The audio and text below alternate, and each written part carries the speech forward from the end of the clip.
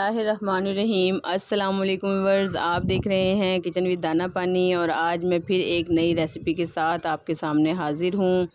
दही धुआं गोश्त, ये बहुत ज़बरदस्त और लाजवाब रेसिपी है, बिल्कुल यूनिक और नई रेसिपी मैं आपके लिए लेकर आई हूँ।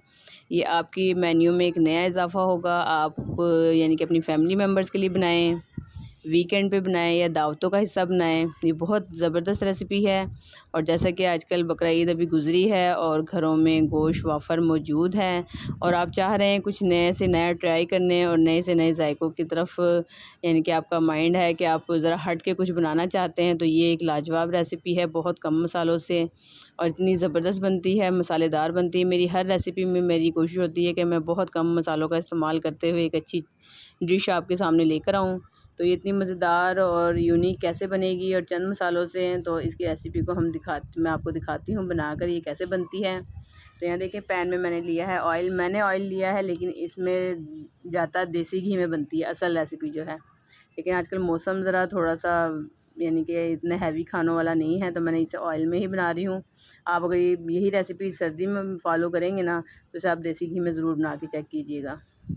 तो यहाँ पे मैंने चंद गरम मसाले डाल दिए हैं। एक तेज़ पत्ता है, 2 बड़ी इलायची हैं, 3 से 4 लौंगे हैं और 5-7 मैंने काली मिर्चें हैं डाली हैं ऑयल में और जिन्हें मैंने हल्का सा कड़कड़ा लिया है और इसमें ही डाल दिया है साथ ही ये गोश्त। मैंने बीफ लिया है, आप चाहें तो मटन में बना लें और चाहे चिकन में बना लें, सेम मेथड के साथ ये बिल्कुल सेम ही बनेगी, ठीक है। और ये देखें यहाँ पे मैंने 2 टेबलस्पून मैंने लिया है साबुत धनिया और 2 टेबलस्पून मैं इसमें डालूँगी ज़ीरा और इनको मैंने बिल्कुल हल्का सा रोस्ट करना है। ज़्यादा आपने इसको कलर नहीं देना, बिल्कुल हल्का रोस्ट करना है क्योंकि इस खाने में ये दही के साथ बन रहा है, हमने इसका कलर डार्क नहीं होने देना, ठीक है। तो उधर मैंने उससे यानी कि रोस्ट कर लिया एक चूल्हे पर। दूसरी साइड पर ये देखें अच्छी तरीके से गोश्त को फ्राई करना है आपने लाजमी इस रेसिपी में। 2 टेबलस्पून साथ ही इसमें भर के डाल दें अदरक लहसुन का पेस्ट और इसके साथ इसको हल्का सा और भून लें, वो ये अदरक लहसुन के पेस्ट के साथ। और साथ ही अब इसमें ये जो मसाला मैंने कूटा है ये भी मैं इसमें शामिल कर देती हूँ। मैंने दरदरा सा कूट लिया, देखिए इसका मैंने कलर चेंज नहीं होने दिया, बिल्कुल हल्का सा मैंने इसको रोस्ट करना है ताकि हमारी जो ये डिश तैयार हो, खाना तैयार हो, तो इसका भी कलर डार्क ना हो। साथ ही मैं इसमें डाल दूँगी 1 टेबलस्पून भर के ये नमक भी बहुत ज़्यादा नहीं इस्तेमाल करना क्योंकि हमने इसमें कोई ऐसी चीज़ नहीं डालनी, ज़्यादा ग्रेवी वगैरह नहीं होगी इसमें, तो नमक भी ज़रा हिसाब से डालिएगा। नमक तेज़ हो गया तो सारा खाने का जायका ख़राब हो जाएगा।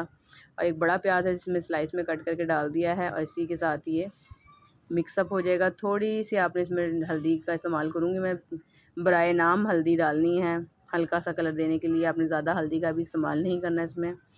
ये सारी चीज़ें डाल के अच्छी तरह मिक्स कर लें और अब मैं इसे पानी डाल के तो इतनी देर कुक करूँगी कि ये गोश्त अच्छी तरीके से गल जाए। आप चाहें तो प्रेशर कुकर में बना सकते हैं, लेकिन मैं ज़्यादा प्रेशर कुकर का इस्तेमाल तो नहीं करती। मैं तो या तो मिट्टी की हांडी का इस्तेमाल करती हूँ या यही अपने नॉन स्टिक पैन में भी आराम से गल जाएगा 40 से 45 मिनट में। और यहाँ देखें इसे तकरीबन 40 से 45 मिनट हो गए हैं और ये अच्छी तरीके से मैंने चेक किया है, ये गल चुका है। तो ये भी इसकी बोटी बिल्कुल सॉफ्ट हो गई है, ये देखें। और ये हल्की सी बोटी खड़ी खड़ी होनी चाहिए, यानी कि अभी हमने इसको मज़ीद भूनना है, तो इस तरह ही फिर ये इसकी बोटियाँ टूट जाएंगी अगर हम ज़्यादा गला लेंगे तो इसका पानी मैं एक मरतबा फिर खुश कर लेती हूँ, अच्छी तरीके से इसको भून लेती हूँ। ये भून चुका है।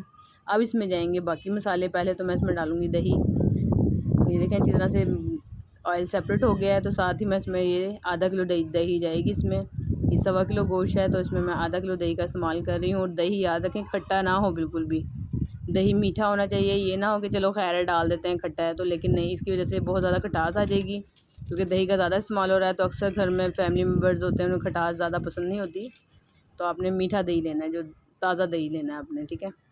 साथ ही मैंने 5 से 7 हरी मिर्चें हैं जिन्हें कट करके डाला है और 1 टेबलस्पून कुटी हुई फ्रेश आपने काली मिर्च लेनी है और फ्रेश ही ये मैंने डाली है। 5 से 6 हरी इलायचियों को मोटा मोटा कूट के ये इस्तेमाल करा है मैंने। इसमें दही डाल के मैंने मिक्स करके चूल्हा मैंने बंद कर दिया इसका, क्योंकि थोड़ी देर इसका चूल्हा बंद करें ताकि दही फट ना जाए। ये देखें हांडी की अपनी यानी कि इतना गरमाइश है उसमें, गर्म है, उसी में थोड़ी देर मैं इसको कुक करूँगी। उसके बाद मैं हल्की आंच पे चूल्हा जला दूँगी। यहाँ देखिए मैंने हल्का सा चूल्हा जला लिया है और इसको मैं मुसलसल चलाती रहूँगी जब तक कि इसमें उबाल ना आ जाए। जब इसमें अच्छी तरीके से दही में उबाल आ जाएगा उसके बाद मैं इसे ढक के पकाऊंगी, क्योंकि अगर हम इसको ऐसे ही तेज़ आंच पे पकाने के लिए छोड़ देंगे तो दही फट जाएगा और फिर इसका वो लुक वाइज देखने में अच्छी नहीं लगेगी है। तो इसको अच्छी तरीके से जब तक आप चम्मच चलाते रहें, जब तक आप इसमें एक उबाल ना आ जाए।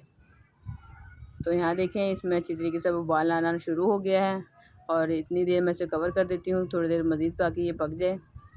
और ये देखें माशाल्लाह से ये इसमें बड़ी अच्छी सी खुशबू भी आनी शुरू हो गई है और मैंने कोयला भी एक साइड पे रख दिया है, यानी कि कोयला भी जलाने के लिए रख दिया है। और आपने इसको बहुत ज़्यादा यानी कि भूनना नहीं है, बस ऑयल सेपरेट हो जाए, हल्की सी दही वाली ग्रेवी इसके अंदर रहनी चाहिए। आखिर में मैंने इसमें डाल दिया थोड़ा सा गरम मसाला, हाफ़ टी स्पून, और इसे अब अच्छी तरीके से आप मिक्स कर लें। ये देखें ज़्यादा हमने इसको भूनना नहीं है, ऑयल सेपरेट हो गया है, हल्की हल्की ग्रेवी दही वाली इसमें मौजूद है। और इस पॉइंट पे अब मैं इसमें लगाऊंगी यहाँ पे कोयले का स्मोक। तो छोटा सा एक कोयला है जो मैंने रख लिया था, अब इस पर डाल दें थोड़ा सा ऑयल, ये ऐसे, और इसको कवर कर दें ताकि अच्छा सा एक स्मोकी फ्लेवर इसमें आ जाए। तो अब आपको खुद ही अंदाज़ा हो रहा कितने कम मसालों में सिंपल से बिल्कुल रेसिपी है, लेकिन बिल्कुल मेथड डिफरेंट है और टेस्ट भी इसका बिल्कुल डिफरेंट है। बहुत ही लाजवाब टेस्ट है, आप इसे ज़रूर बनाइएगा, आपके फैमिली मेम्बर्स को ज़रूर ये पसंद आएगी।